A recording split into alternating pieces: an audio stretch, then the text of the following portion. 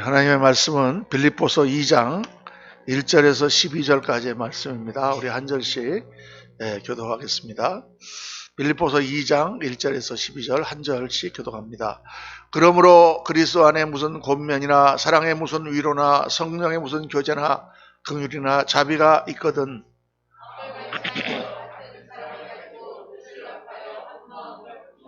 아무 일에든지 다툼이나 허용으로 하지 말고 오직 겸손한 마음으로 각각 자기보다 남을 낮게 여기고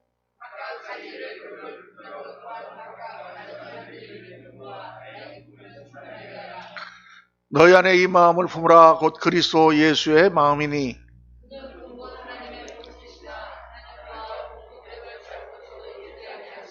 오히려 자기를 비워 종의 형체를 가지사 사람들과 같이 되셨고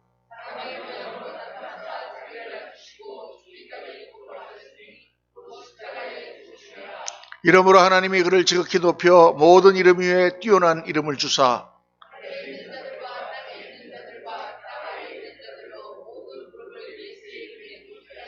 모든 입으로 예수 그리스도를 주라 시인하여 하나님 아버지께 영광을 돌리게 하셨느니라. 그러므로 나의 사랑하는 자들아, 너희가 나 있을 때뿐 아니라 더욱 지금 나 없을 때에도 항상 복종하여 두렵고 떨림으로 너희 구원을 이루라.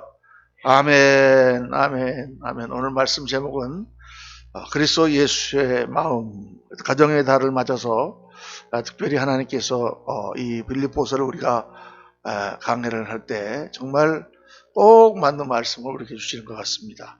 오늘 말씀 12절 마지막에 두렵고 떨림으로 너희 구원을 이루라 이렇게 말씀하시죠. 두렵고 떨림으로 너희 구원을 이루라.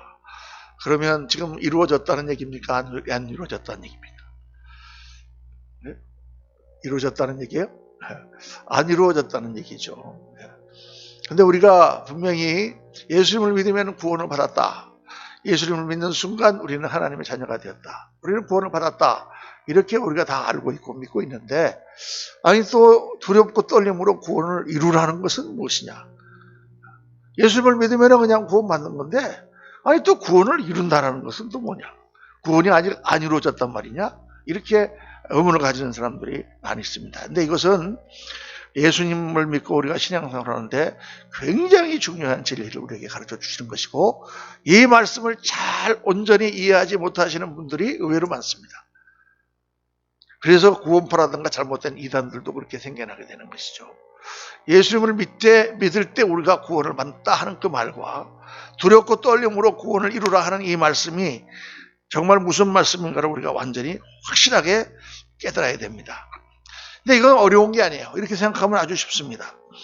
예수님을 믿는 순간 우리는 하나님의 자녀로 태어납니다. 아멘입니까? 우리는 거듭나잖아요. 다시 태어나는 거예요. 육신으로 태어난 인간이 영으로 다시 태어나는 것입니다. 그러니까 우리가 구원을 받은 것입니다. 그런데 태어났다고 해서 그것이 전부냐가 말이죠. 내가 생명을 가지고 의왕하고 태어났습니다. 태어났다는 것은, 생명을 가졌다는 것은 굉장히 중요한 것이죠. 그러나 그 생명을 가지고 어떠한 인생을 살았냐 하는 것도 그에 못지않게 중요한 것입니다. 영적 생명도 마찬가지다 그 말이죠. 우리가 하나님의 자녀로 태어났습니다. 그런데 태어난 것으로 끝나는 게 아니고 하나님의 자녀가 된 우리가 어떻게 말씀 안에서 자라나고 정말 우리의 옛사람을 죽이고 하나님 그리스도의 형상을 닮아서 하나님께 영광을 돌려드리느냐, 이 과정이 또한 남아있는 것이다. 그 과정을 온전히 이루고 우리 하나님 앞에 갈 때 하나님께서 영광 가운데 우리를 올리시죠. 그때 구원이 완성되는 것입니다. 그러니까 구원이라는 것은 순간적이며 또한 지속적입니다. 이거 어려운 말이지만 순간적이며 지속적이에요. 그럼 여러분, 구원을 이루라 이 말씀을 이렇게 제가 한번 예화를 들어서 한번 설명을 해볼게요. 어떤 한 청년이 어떤 이쁜 아가씨를 너무너무 사랑했습니다. 처음에는 잘 거들떠보지도 않는데 그냥 막 쫓아가가지고 내가 당신만을 행복해 해줄 자신이 있다. 막 그러니까 10번째가 안 넘어가는 나무 있다 없다? 없다. 그래가지고 그래요. 그러면 결혼합시다. 그렇게 했어요. 그래서 이제 몇 년 동안 쫓아다녔는데 드디어 그 여인을 아내로 삼아서 결혼식을 딱 하게 되었습니다. 딴딴딴딴하고 이제 결혼식을 했단 말이에요. 이 여인이 드디어 내 것이 되었습니다. 내 아내가 되었습니다. 할렐루야! 그래서 결혼이 이루어졌죠. 그런데 그것으로 그 결혼이 다 끝난 거냐가 말이에요. 그것이 끝난 것입니까? 결혼식하고 끝난 것입니까? 아니죠. 그때부터 정말 이제 그 두 사람은 서로 사랑하며 아름다운 가정을 이루며 정말 행복한 그러한 결혼 생활을 계속 이루어가야 되는 사명이 주어진 것이죠. 그러니까 주례하시는 목사님이 그 신랑 신부를 놓고 이제 결혼하는 여러분들은 이 결혼을 온전히 이루십시오. 두렵고 떨림으로 결혼을 이루라. 말 됩니까? 안 됩니까? 되는 거죠. 앞으로의 결혼 생활이 중요하다가 말이죠. 그때부터 이제 시작한 것이다 말이에요. 그러니까 그렇게 생각하면 이게 너무나 이해가 잘 되는 거죠. 구원도 마찬가지. 예수님을 믿고 하나님의 자녀가 되었는데 그것을 끝나는 것이 아니라 하나님을 믿고 정말 아름답고 영광 있는 삶을 계속 살면서 우리가 구원을 이루어가는 것입니다.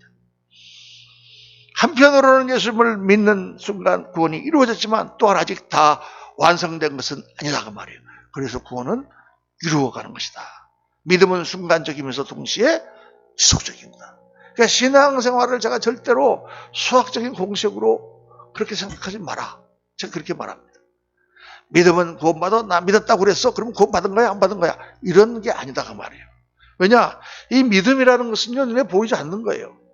근데 이거는 가부간 OX의 문제이면서 동시에 이거는 양의 문제예요. 양의 문제입니다. 예수님을 믿느냐 안 믿느냐 이거 굉장히 중요하죠. 믿는다 안 믿는다 둘 중에 하나인데 그런데 또 하나 중요한 문제가 뭐냐면 얼마나 믿느냐. 당신 나 믿어? 믿지. 근데 얼마나 신뢰하냐. 얼마나 믿느냐. 그게 또 굉장히 중요한 문제인 것입니다. 사랑하냐 안 하냐 중요합니다. 그런데 그런 OX 문제가 아니라 정말 중요한 것은 얼마나 사랑하냐, 어떻게 사랑하냐 이게 중요한 것이죠. 생명, 가부간의 문제입니다. 살았냐 죽었냐? 살았니 죽었니? 살았다 그러면 도망가고 죽었다 그러면 거기 가만 서 있어야 되잖아요. 옛날에 무궁화 꽃이 피었습니다. 그거 할 때 그렇죠. 살았니 죽었니 중요하죠. 근데 살았는데 어떻게 살았느냐도 중요합니다. 숨만 깔딱깔딱하고 그냥 계속 살고 있느냐 아니면은 정말 영광되고 잘하고 성숙하고 아름다운 삶을 사느냐 이게 중요한 것이죠. 그래서 여러분들 똑같이 신앙생활하고 다 구원받은 것 같지만은 교회를 다니면서 정말 하나님을 기쁘시게 하고 정말 하나님 맡겨주신 사명 아까 우리가 부른 찬송처럼 하나님의 그 꿈이 나의 비전이 되고 그 예수님의 성품이 나의 인격이 되고 그리고 성령님의 권능이 나의 능력이 돼서 그렇게 신앙생활하는 그런 사람이 있고 그냥 교회만 다니지만 숨만 깔딱깔딱 하는 것처럼 참 이렇게 마당만 밟는 사람이 있다 그 말이에요. 그렇지 않습니까? 그러니까 어떻게 신앙생활을 하느냐. 주님 앞에 갔을 때도 영광, 하나님의 영광이 다 들어가는데 그런데 성경은 어떤 영광이 있느냐. 해의 영광이 있고 달의 영광이 있고 별의 영광이 있는데 별과 별의 영광이 다르다 그랬어요. 그러니까 우리가 신앙생활 하면서도 절대로 그냥 지금 현재 상태에 만족하고 그냥 살면 안 돼. 이 정도면 됐지 뭐 더 이상 어떻게 하란 말이냐 이렇게 생각하면 안 돼요. 올림픽에 나가가지고 지금 다 마라톤을 뛰는데 맨 꼴찌로 들어왔어. 다른 사람들은 다 1시간 들어오는데 자기는 4시간 만에 들어왔어. 그래도 뭐 올림픽에 출전한 것만도 어디냐. 아주 영광이죠. 그 출전하지 못하는데. 그런데 금메달 딴 사람은 얼마나 큰 영광이겠어요. 은메달, 동메달 딴 사람도 얼마나 큰 영광이겠어요. 그래서 신앙생활을 그냥 앉아갖고 이렇게 하면 안 된다고 말이에요. 우리가 점점 더 주님 앞에 두렵고 떨림으로 구원을 이루어가야 되는 줄로 믿습니다. 그래서 신앙이라는 건 항상 양면성이 있어요. 보세요. 지금 구원을 이루라는 건 누가 해야 된다는 얘기예요. 내가 해야 된다는 얘기죠.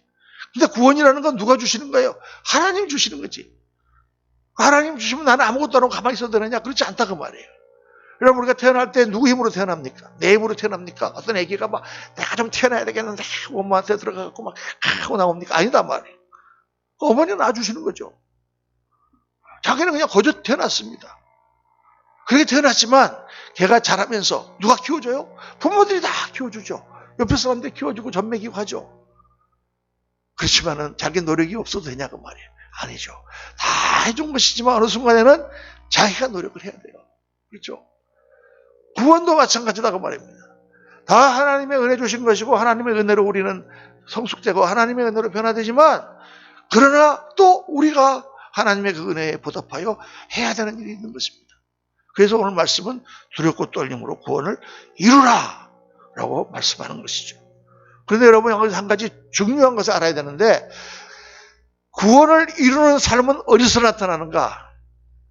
구원을 이루어가는 삶은 어디서 나타나느냐? 구원을 이루어가는 삶은 사람과의 관계에서 나타난다는 것입니다. 이걸 깨달아야 돼요. 구원을 이루어가는 삶은 저기 계룡산이나 저기 무슨 삼각산의 기도원에서 이루어지는 게 아니에요. 거기서 물론 은혜를 받고 성령을 받고 이런 건 좋지. 그러나 그렇게 은혜를 받은 우리가 사람과의 만남 가운데서 하나님 나라가 이루어지고 하나님의 향기가 나타나고 하나님의 역사가 나타나야 천국이 이루어진다고 말해요. 여러분. 구원의 궁극적인 목적은 천국이잖아요. 천국이 이루어진다고 말해요.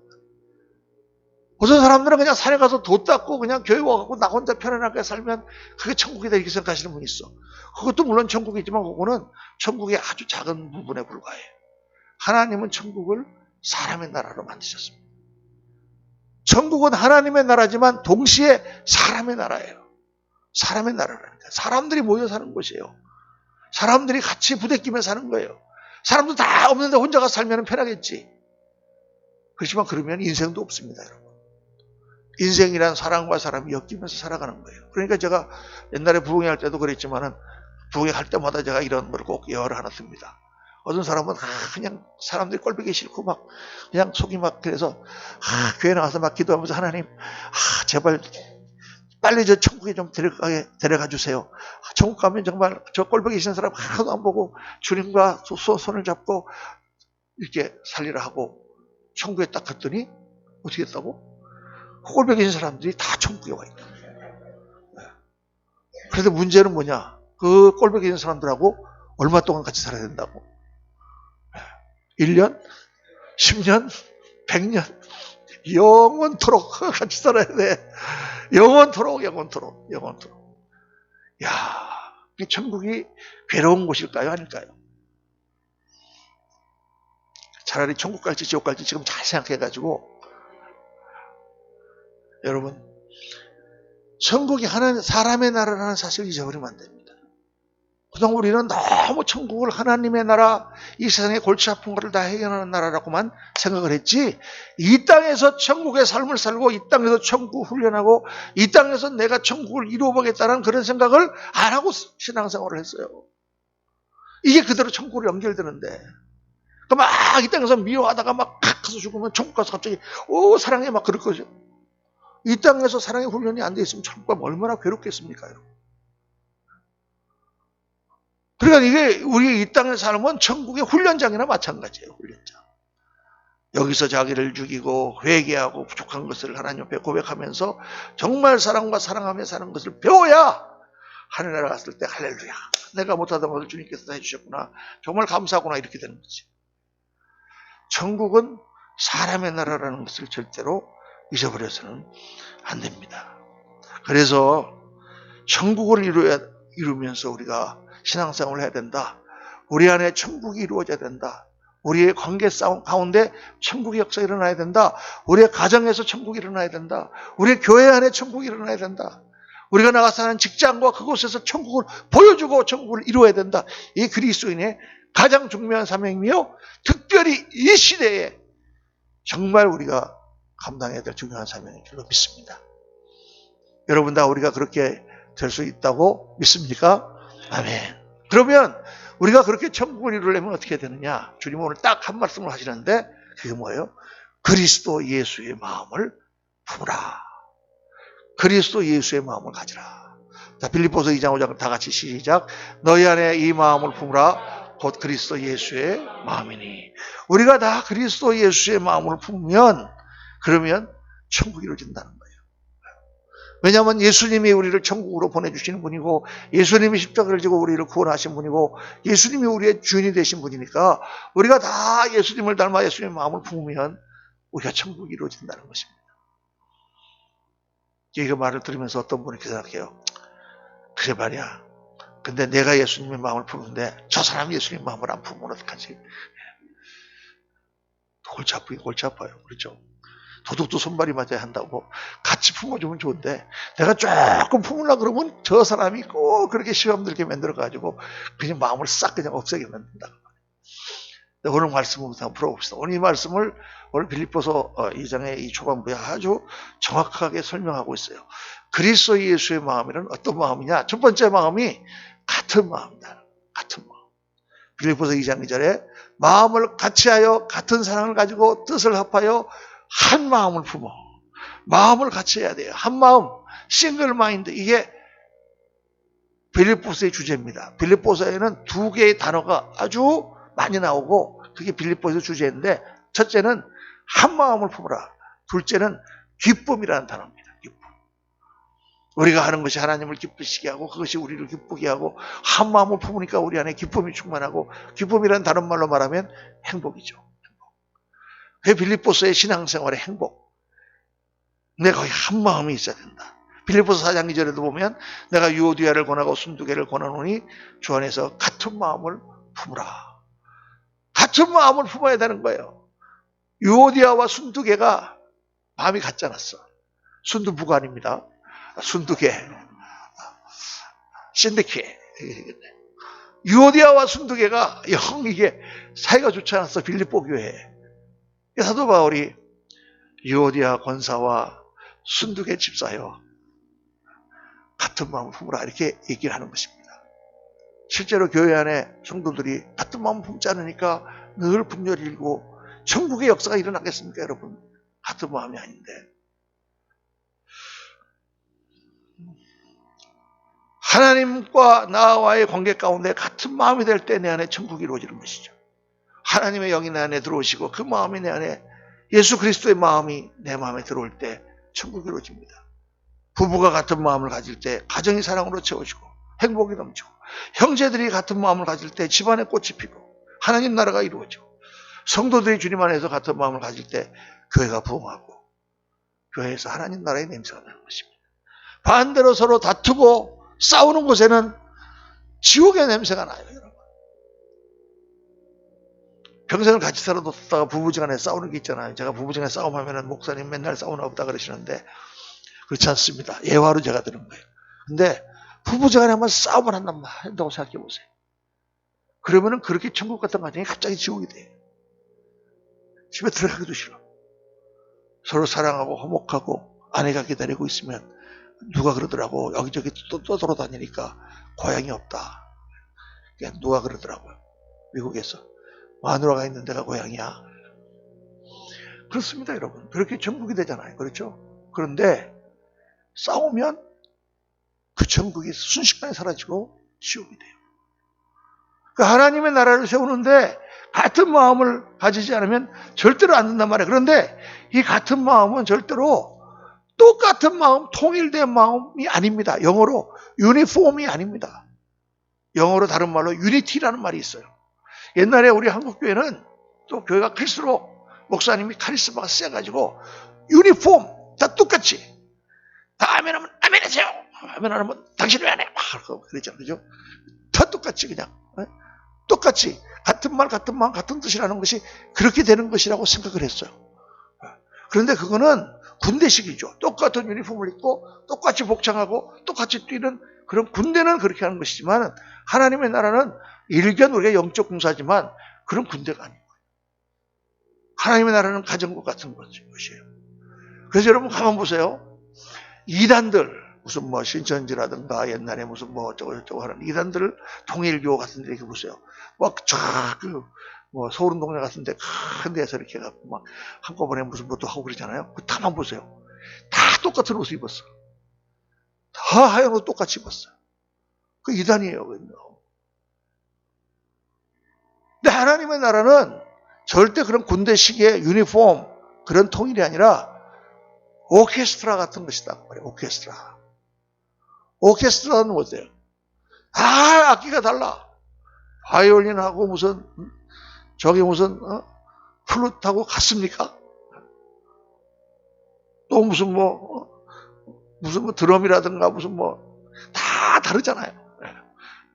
드럼이 아니라 그 뭐지 참 잊어버렸다. 다 달라. 그런데 그 다 다른 것들이 지휘자와 그 음악에 맞춰서 다 소리를 낼 때 아름다운 소리가 나오는 거죠. 멋있는 소리가 나오는 거죠. 처음에 똑같이 빵, 빵, 빵 한다면 이게 아름다운 소리가 나올 수 없는 거죠. 그러니까 하나님의 나라는 오케스트라와 같다. 이걸 절대 잊어버리면 안 돼. 하나님의 이 천지를 총천연색으로 지으셨습니다. 모든 다른 색깔과 다른 모양들이 있는데 그것들이 다 조화를 이루어서 아름답게 살게 하셨다. 그게 하나님 나라예요.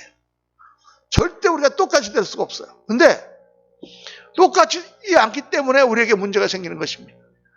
똑같이 않으니까, 성격이 다르니까 거기에서 다툼이 생기고.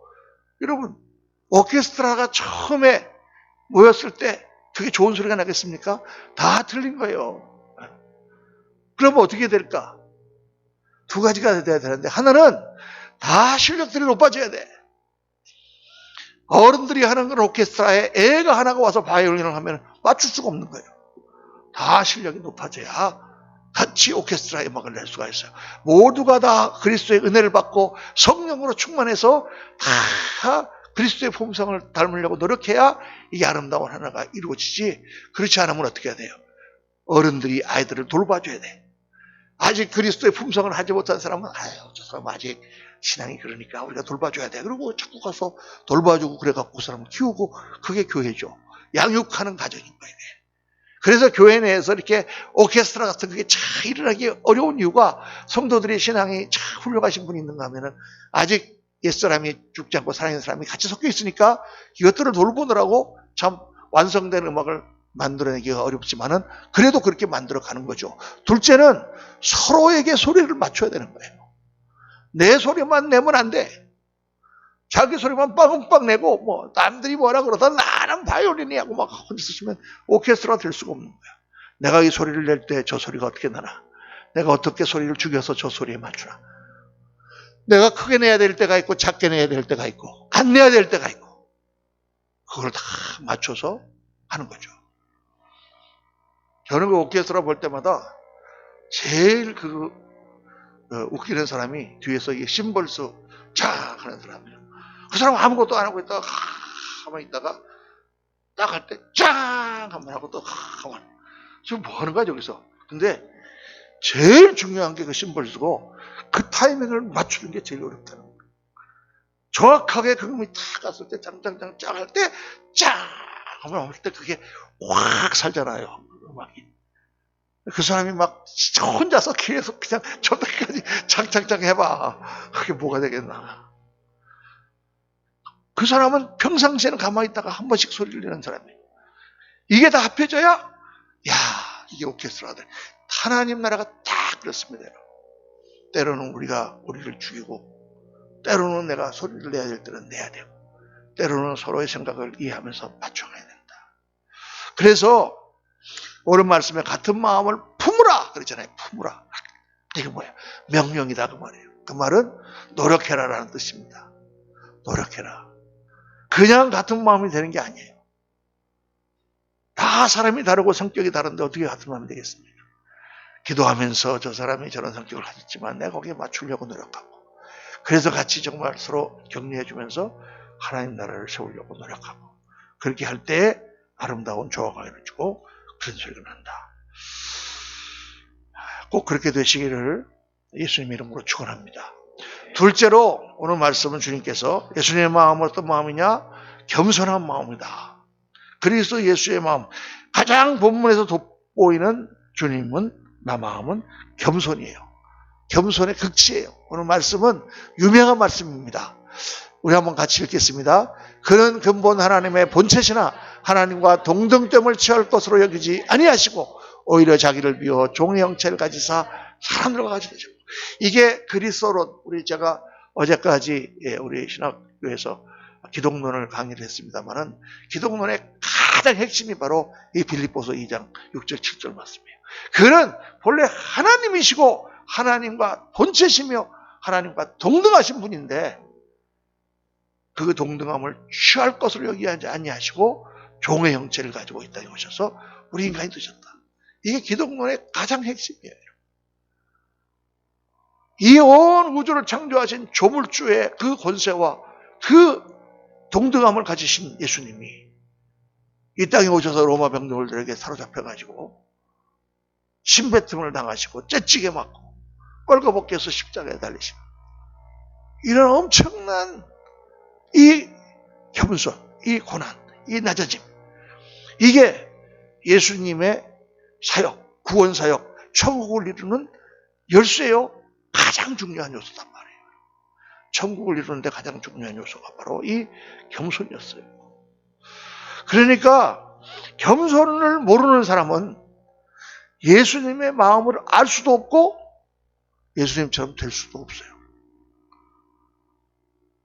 신앙생활을 아무리 잘해도 겸손을 모르는 사람은 예수님의 제자는 아니야. 어거스틴이라고 하는 유명한 여러분 신학자요. 참 교부를 아시죠? 그분은 어렸을 때 참 방탕하게 지내고 하나님을 거다니다가 하나님의 은혜를 받고 어느 날 변화가 돼서 수도사가 됐지 않습니까? 그래서 기독교 신학을 집대성한 사람이 바로 어거스틴인데 어거스틴에게 누가 물어봤어요. 당신의 신앙과 그 경건한 비밀이 무엇입니까? 딱! 첫째도 겸손, 둘째도 겸손, 셋째도 겸손입니다. 하나님 앞에 나 같은 죄인 살리신 그 죄에 놀라워. 그 찬송을 지은 사람이 존 뉴턴이라고 하는 목사님이죠. 그 사람이 원래는 노예상인이었어요. 노예상인 선장이었어요. 노예선에 선장을 하고 노예들을 끌어다가 하는 그런 사람이었는데 어느 날 그 배가 난파가 돼갖고 물속에 빠져갖고 죽게 됐어요. 그때 하나님 앞에 회개가 터져나오면서 요나처럼 자기가 노예선을 이끌고 악한 짓을 한 것을 회개하고 하나님 살려주시면 내가 정말 하나님의 사람 되겠습니다. 하나님께서 그를 살려주셔서 그가 다시 살아났는데 그가 목사가 됐어요.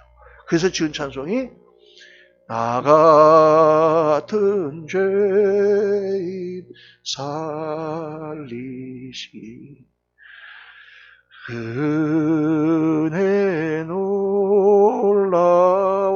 놀라와. 이 찬송은 평생 불러야 됩니다. 옛날에 제가 목회할 때 우리 어떤 성도가 참 하나님을 모르고 세상에 살던 성도인데 어느 날 수련회 가가지고 은혜를 받았어요. 은혜를 받고 이제 그 수련회에서 불렀던 찬송 중에 나 같은 죄인 살리신 그거는 이게 너무 은혜가 돼가지고 자기 테이프가 왜 그때 옛날에는 카세트 테이프라는 게 있었잖아요. 기억나세요? 기억나실 줄 압니다. 하도 요새 세상이 빨리 변하니까. 그 카세트 테이프가 60분짜리에다가 나 같은 죄인 살리신 그건 놀라고만 계속 몇십 번을 거기다가 그걸 했어. 그래갖고 그냥 아침 저녁으로 일 갈 때 그걸 틀어놓고 나 같은 죄인 살리신 그거는 놀라와. 그랬다고 저한테 그렇게 제가 하고 있습니다. 그래요. 그래요. 그게 우리가 평생 해야 되는 것입니다.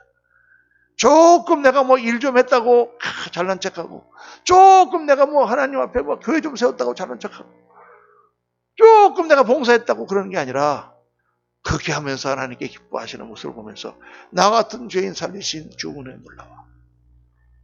잃었던 생명 찾았고 감사합니다 주님. 우리가 이게 우리의 고백이다 그 말이에요. 그런데 여러분 예수님이 딱 말씀하셨어요. 이 겸손을 잃어버리면 어떻게 되느냐? 하나님 앞에 은혜가 날아가는 거예요. 하나님 앞에 은혜가 날아가요. 우리 보면은 말씀에 빌립보전 2, 3절 오직 겸손한 마음으로 각각 자기보다 남을 낮게 여기고 남을 낮게 여기는 게 겸손이다 그 말이에요. 수선보다 나은 게 없는데 잘 찾아보세요. 나보다 잘하는 게 있어. 저분은 저런 부분에서는 나보다 낫구나. 그걸 낮게 여기다 그 말이에요. 못한 부분을 보면 또 판단을 하게 되는 것입니다. 그 사람을 볼 때 이쪽을 볼 수도 있고 저쪽을 볼 수도 있잖아요. 좋은 부분이 있고 나쁜 부분이 있잖아요. 좋은 부분을 보면은 저분은 참 저런 거 하는 부분 나보다 나라고 생각하는데 나쁜 부분을 보면은 저 사람은 왜 저렇지 하고 판단하게 되는 거예요. 근데 남보다 나를 낮게 여기고 좋은 부분을 보면은 계속 서로 간의 관계가 좋아지고 일어나고 천국 역사 일어나고 나쁜 부분을 보기 시작하면 어떻게 되느냐? 은혜가 사라져요. 내가 받은 은혜가 사라져. 하나님께서 나에게 주시기로 한 축복이 날아가. 정말 그렇습니다, 여러분. 제가 그 간증을 한번 했잖아요, 여러분. 제가 참 은혜 받고 나서 너무 새벽 기도가 하고 싶어가지고 이사를 갔다니까, 교회 옆으로. 새벽 기도 가는데 막 너무 은혜가 되는 거야. 이게 아침에 일찍 일어나는 거 뭐 힘들지도 않아. 그냥 할렐루야. 그래갖고 한 달 동안 막 열심히 다녔습니다. 새벽 기도를. 아, 정말 이렇게 새벽 기도가 꿀처럼 단 건지 예전에 미처 몰랐어요. 그러면서 다녔어요. 그랬는데 딱 한 달만 다니면서 딱 보니까 그 당시 우리 교회가 한 300명 정도 모이는 교회였는데 이상하게 장로님들이 하나도 새벽 기도를 안 나오는 거야. 그 교회는. 딱 그때 아니 그때 나 같은 초신자도 지금 새벽 기도 하는데 왜 장로님들이 교회를 새벽 기도를 안 나오시지? 라고 딱 생각을 한 순간 그날부터 이상하게 아침에 일어나기가 힘들어져. 새벽 기도가 은혜가 안 돼. 그러면서 한두 번 빠지기 시작해. 너무 새벽 기도가 힘들어. 그래서 나중에는 새벽 기도를 안 하게 되더라니까요. 못하게 돼. 제가 그때 그 영적인 체험을 하나님께서 보여주신 거예요. 아무리 우리가 무슨 일을 많이 하고 아무리 신앙생활이 좋고 아무리 그래도 다른 사람을 판단하고 우리 겸손의 마음을 잃어버리면 그 순간 하나님이 나에게 부어주셨던 그 많은 은혜들이 싹 날아간다 말이에요. 여러분, 자기의 복을 차고 은혜를 날리는 그런 어리석은 자의 자리에 들어가지 않으시기를 주의 이름으로 축원합니다. 정말 그런 거예요, 이게요. 그래서 매번 겸손의 때를 씻어야 돼요. 왜 예수님이 맨날 우리의 발을 씻어줘야 되느냐? 왜 제사장들이 들어갈 때마다 성소에 들어가기 전에 손발을 씻어야 되느냐? 매번 먼지가 묻으니까. 목욕을 하고 나와도 집에 오는 동안 먼지가 묻는단 말이에요. 그 집에 오면 또 발을 씻어야 돼. 슬리퍼를 신고 다녔다면. 그런 거예요. 그러니까 우리가 뭐 한 가지 하나님 앞에 좋은 일을 했다? 그러면 금방 때가 묻어. 내가 이 정도 했는데. 그러면서 그 싹발이 지워야 돼. 그 교만의 때를 지우지 않으면 하나님의 은혜가 계속 우리한테 부어지지 않는다 그 말입니다. 사랑하는 성도님들, 정말 하나님 앞에 겸손의 마음을 절대 잃어버리지 마시기를 주의 이름으로 축원합니다. 세 번째로 예수 그리스도의 마음은 희생의 마음입니다. 이 세 가지가 꼭 필요한 거예요. 첫째는 같은 마음을 품어야 됩니다. 둘째는 겸손한 마음을 품어야 됩니다. 셋째는 희생의 마음을 품어야 됩니다. 주님께서는 우리를 구원하시고 십자가를 하나님 나라를 이루기 위하여 십자가를 지시고 희생하심으로 그 나라를 이루셨죠. 그리고 우리에게 말씀하는 거예요. 뭐라고 말씀하냐면 너희도 그렇게 희생하지 않으면 하나님 나라가 이루어지지 않는다. 요한복음 4장 2절에 보면은 말씀하십니다. 내가 진실로 진실로 너희에게 이르노니 하늘의 밀이 땅에 떨어져 죽지 아니하면 하늘 그대로 있고 죽으면 많은 열매를 맺느니라. 죽어야만 열매를 맺는단 말이에요. 죽지 않으면 열매를 맺지 않아. 제가 이거 몇 번 설교를 했습니다만은 다시 한번 오늘 말씀을 묵상하면 하나님 나라는 반드시 무엇 위에 선다? 희생 위에 선다. 근데 오늘날의 이 현대인들은 희생을 싫어해. 옛날에는 희생이라는 것이 미덕이었어요. 나라를 위해서 희생한다? 그럼 영웅이야. 군대를 간다? 가야 돼 당연히. 나라를 위해서 내가 해야 될 일을 다 해야 되니까. 희생하는 게 좋은 거야. 근데 지금은 안 갈라 그래. 안 하려고 그래. 옛날에는 당연한 것이 희생이다. 어머니는 자식을 위해서 희생해야 된다. 며느리는 시부모를 위해서 희생해야 된다. 아내는 남편을 위해서 희생해야 된다. 그러고 보니까 다 한 사람이네. 어머니, 며느리, 아내 다 한 사람이죠. 그렇죠. 옛날에는 우리나라 같은 여성들이 정말 희생을 많이 했어요. 정말 어머니들이 희생을 많이 했어요. 요즘은 시대가 바뀌었어. 여권이 신장되고 어떻게 그렇게 일방적으로 희생하느냐. 목소리를 높이니까 희생이 많이 줄어들었어요. 근데 희생이 줄어드니까 어떻게 됐을까요? 희생이 줄어들면 깨지는 가정이 많아지고 불량 청소년이 많아지고 사회가 바뀌어지는 것입니다. 천국이 깨지는 것입니다. 물론 일방적인 희생은 불공평하죠. 강제적으로 희생을 강요해서도 안 됩니다. 그러나 한 가지 우리가 알아야 되는 것은 희생이 없어지면 하나님 나라도 없어집니다. 희생은 절대 다른 사람에게 강요하는 게 아니에요. 희생은 누가 하느냐? 내가 하는 거예요. 제가 옛날에 이게 부흥회 때 여러분 그거 말씀드렸잖아요. 근데 이거 정말 다시 한번 해봐야 돼요. 하나님 나라를 세우려면 뭐가 있어야 된다? 희생이 있어야 된다. 아멘이시죠? 그럼 우리 가정이 하나님 나라가 되기를 원해요? 지옥같이 되기를 원해요? 하나님 나라가 되기를 원하죠. 그럼 뭐가 있어야 된다고? 희생이 있어야 된다고. 중요한 건 뭐예요? 누가 희생할 것이냐? 어머니들을, 여자분들 다 따라합시다. 남편이 희생해야 된다. 아멘? 남편들은 다 아내가 희생해야 된다. 그러니까 안 된다 그 말이에요. 그러니까. 그게 안 되는 이유예요. 정확해요. 아주. 누가 희생하느냐? 내가 하는 거죠. 예수 믿는 내가. 예수님 앞에 더 기도하고 하나님 앞에 은혜 받은 내가 하는 거예요. 내가. 그리스도를 닮아서 예수님이 나 같은 자를 위하여 십자가를 지고 희생하심으로 하나님 나라를 이루셨는데 정말 그분이 그렇게 이루기 원하시는 하나님 나라, 내가 행복하게 사는 하나님 나라를 위하여 제자된 내가 예수님의 뒤를 따라서 희생의 제물이 되는 삶, 그게 그리스도이다. 제가 말씀드렸잖아요. 참 그렇습니다. 근데 정말 어렵죠. 힘듭니다. 내가 희생의 삶을 해야 되는데 그게 힘들어요. 근데 여러분, 희생에는 반드시 보상이 있다는 거예요. 보상이. 이 땅에서 보상이 있어요. 그렇게 내가 희생하면 하나님께서 하나님 나라를 이루어주시는 보상이 있어요. 열심히 내가 희생하고 나의 시간을 노력하고 하면 금메달, 딱 시험 좋은 성적, 보상이 있어요. 옛날에 우리 어머니한테 들은 얘기인데 그 옛날에 그 여수 앞바다에 돌산이라는 섬이 있어요. 근데 그때는 다리가 없었거든. 그러니까 거기를 건너 다니려면은 나룻배를 타고 가야 돼. 근데 나룻배를 타고 가는 그 학교도 거기서 못 다니는 애가 있어요. 그래서 학교를 다니려면은 여수에 있는 학교를 다녀야 돼.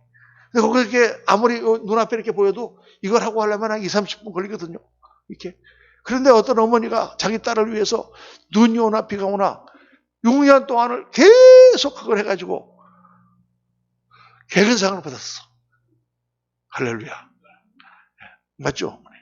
그래갖고 막 노래도 나오고 막 무슨 대통령상도 받고 막 그때 막 그렇게 제가 어렸을 때, 야, 저는 한 번도 지금까지 개근상을 타본 적이 없습니다.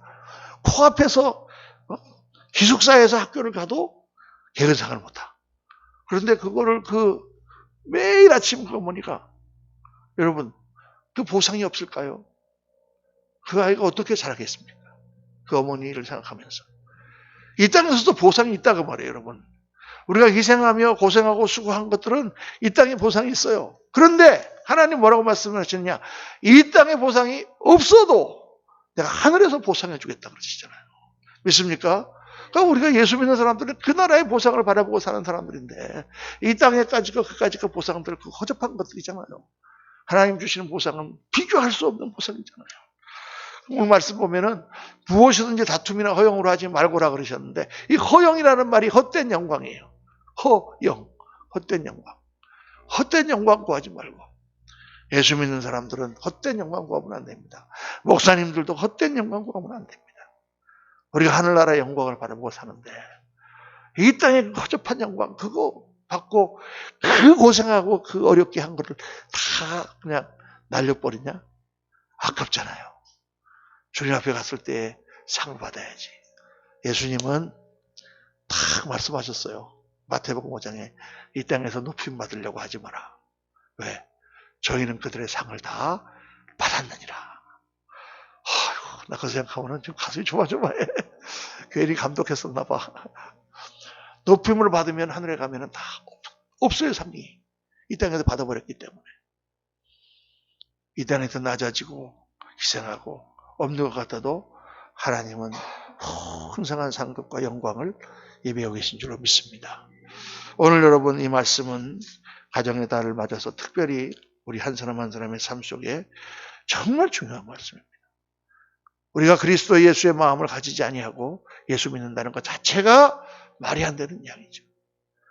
예수님을 믿고 따라가는 것 삶 자체가 얼마나 아름답고 고귀한 삶입니까?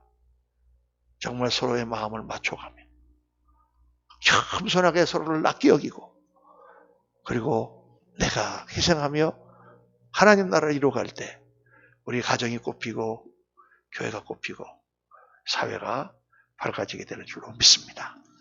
기도하겠습니다. 아버지 하나님, 그리스도 예수의 마음을 품으라고 말씀하시는데 정말 저희들 너무나 부족합니다. 말씀을 들을 때는 잠깐 품었다가도 금방 또 교회당을 나서면 그 마음이 사라지는 저희들입니다. 그러나 우리 주님께서는 우리의 체질을 아시고 오늘도 우리를 붙들고 계심으로 성령께서 계속 말씀하여 주시고 저희들 열심히 주의 말씀을 기억하고 노력함으로 그리스도 예수의 마음의 조각들이 우리 가운데 박혀서 찬란한 보석과 같이 광채를 발할 수 있도록 하나님 은혜나리 베풀어 주시옵소서. 사랑하는 성도님들 가정마다 천국의 꽃이 피고 아름다운 하모니가 울려 퍼지는 오케스트라와 같은 그러한 가정, 그러한 교회가 되기를 원합니다. 그 향기가 온 세상으로 퍼져나가 사람들이 그 향기를 맡고 올려드는 교회가 될 수 있도록 하나님 은혜 베풀어 주옵소서. 감사와 찬송과 영광을 주 앞에 올리며 우리 구주 예수 그리스도 이름으로 기도하옵나이다. 아멘.